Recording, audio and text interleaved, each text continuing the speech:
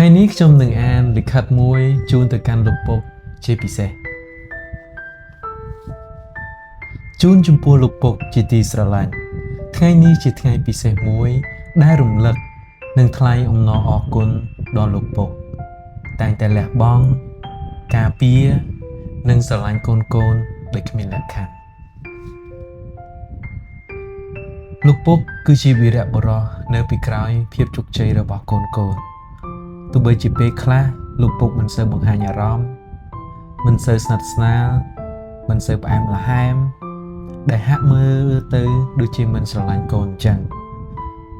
តែសេចក្តីស្រឡាញ់របស់លោកពុកតែងតែស្ថិតនៅ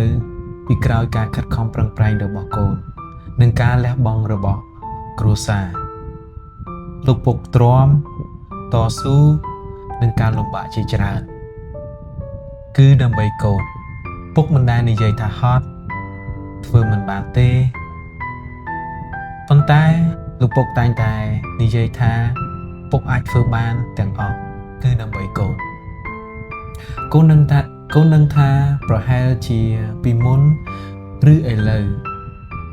កូននឹងមានកំហុសជាមួយលោកពុកតែកូនពិតជាចង់និយាយពាក្យថាកូនពិតជាសុំទោសទៅកាន់លោកពុករាល់កំហុសដែលកូនបានធ្វើក្នុងឱកាសទិវាលោកពុកនេះកូនសូមជូនពរលោកឪពុកទាំងអស់ឲ្យមានសុខភាពល្អកម្លាំងមាំមួនសេចក្តីសុខនិងព្រះពរមកពីព្រះជាម្ចាស់សូមអរគុណសម្រាប់សេចក្តីស្រឡាញ់និងការលះបង់ដ៏ធំពីលោកពុកសម្រាប់កូននៅក្នុងនិខមម្នាក់ចំពុក20ខទី12ចូលគោរពមាតាបិតារបស់អ្នកដើម្បីឲ្យមានអាយុយឺនយូរនៅលើដីដែលព្រះជាម្ចាស់ជាព្រះនៃអ្នករាល់គ្នាប្រទានមកឲ្យរីករាយទិវាបុណ្យលោកពុកកូនស្រឡាញ់លោកពុក